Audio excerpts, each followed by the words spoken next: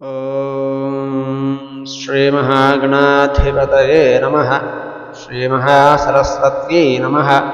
శ్రీ గురుభ్యో నమః. హరి ఓం.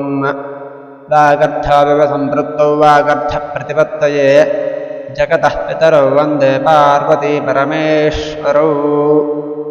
పరమేశ్వర స్వరూపమైన శ్రీ శివమహాపురాణ పఠనమునకు నమస్కారం. ఇక ఈ వీడియోలో 3 యజ్ఞములు 7 వారాలు అనే ఘట్టం గురించి తెలుసుకుందాం.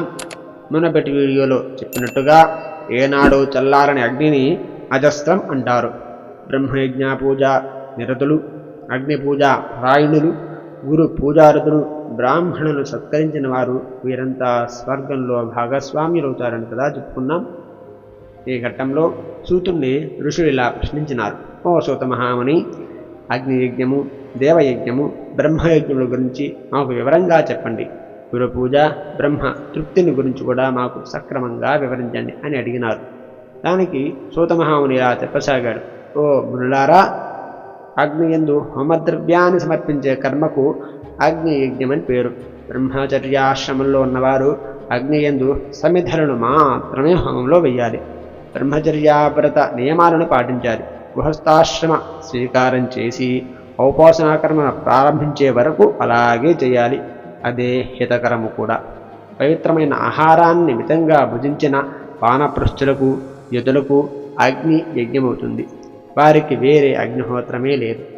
ఆత్మయందు సమారోపితమైన అగ్నిహోత్రం గలవారు ఉపాసనాగ్నిని స్థాపించిన నాటి నుండి దానిని ఒక భాండంలో కానీ ఒక గర్తంలో కానీ ఆరిపోకుండా రక్షించాలి. దానిని అజస్రం అంటారు. రాజభయం వల్ల కానీ లేదా దైవం అనుకూలించకపోవడం వల్ల కానీ అగ్నిని సంరక్షించుకోలేని స్థితిలో బ్రాహ్మణుడు ఆత్మయందు లేక అరణియందు ఆ అగ్నిని న్యాసం చేయాలి. దానిని సమారోపితమని పేరు. ఉదయకాలంలో అగ్నియందు తీయబడిన ఆహుతి ఆయుర్వృద్ధిని, సాయంకాలం నందు తీసిన ఆహుతిని సంపత్తిని కలిగిస్తుంది. పగలు అగ్ని సూర్యుని యందు ఉంచబడుతుంది కనుక ఈ ఆహుతులకు అగ్నియజ్ఞము అని పేరు. స్థాళీపాకాదిక్రతులలో ఇంద్రాదేవతలను ఉద్దేశించి అగ్నిలో చేసే హోమానికి దేవయజ్ఞం అని పేరు. చూడకరణాది అనగా పుట్టు వెంట్రుక తీయటంలో చేసే కర్మలలో లౌకికాగ్ని ఎందు చేయబడే హోమం కూడా దైవయజ్ఞమే. దేవతల తృప్తి కొరకు బ్రాహ్మణుడు నిత్యము బ్రహ్మయజ్ఞం చేయాలి. వేదాధ్యాయానికి బ్రహ్మయజ్ఞము అని పేరు. ఉదయం నిత్యకర్మను ఆచరించి ఆపై సాయంకాలం వరకు వేద పఠనం చేయాలి. ఇక సాయంకాలానంతరం వేద పఠనానికి విధియే లేదు. ఇక అగ్ని లేకుండా చేసే దేవ యజనాన్ని వినిపిస్తాను, శ్రద్ధగా వినండి.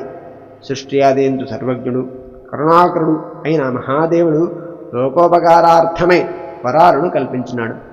సంసారమనే రోగానికి వైద్యుడైన శివుడు ముందుగా ఆరోగ్యాన్నిచ్చే తన వరాన్ని కల్పించినాడు. ఒక వరాన్ని కల్పించినాడు.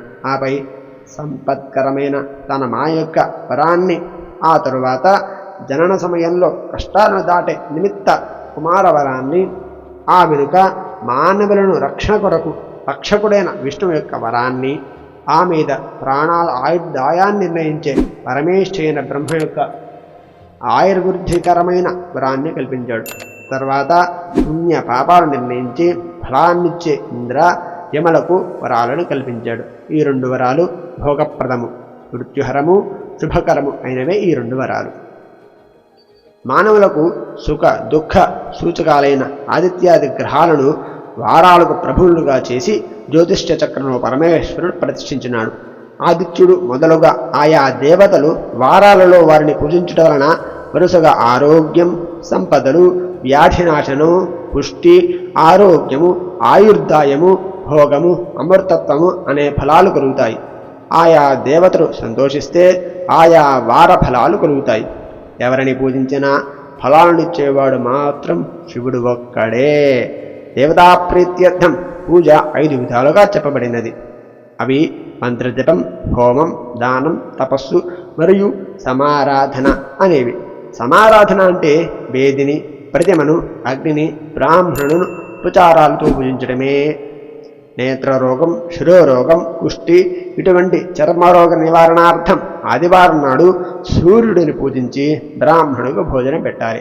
అలాగే సోమవారం నాడు సంపద కొరకు లక్ష్మిని, మంగళవారం నాడు రోగ నివారణార్థం కాళీదేవిని, బుధవారం నాడు కుటుంబంలోని వారందరి ఆరోగ్యం క్షేమం కొరకు విష్ణుమూర్తిని, గురువారం నాడు ఆయువుని ఆరోగ్యాన్ని కోరి దేవతలను, శుక్రవారం నాడు భోగముల నిమిత్తం దేవతలను పూజించి వేద విధులకు బ్రాహ్మణులకు అన్నం పెట్టి దక్షిణలతో సత్కారం చేయాలి.